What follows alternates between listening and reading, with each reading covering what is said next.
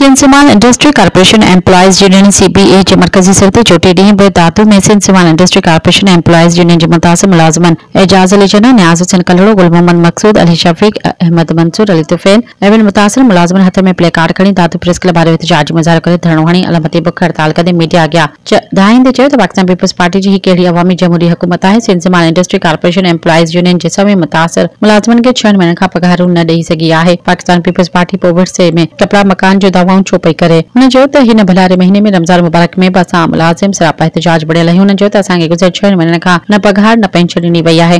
असां जा मासूम बच्चा बुख काटे रहिया आहिनि। हुन चयो त मुतासिर मुलाज़िमन खे 2016 खां अपग्रेडेशन न मिली ऐं 2012 खां कैंसिल थियल इंश्योरेंस पॉलिसी बहाल न कई वई आहे। पघारूं बि ऑनलाइन न कई वयूं आहिनि। वज़ीर आला सिंध, वज़ीर सनत सिंध, चीफ सेक्रेटरी सिंध खां मुतालबो कयूं था त फौरी नोटिस वठी पघारूं जारी कई वञनि।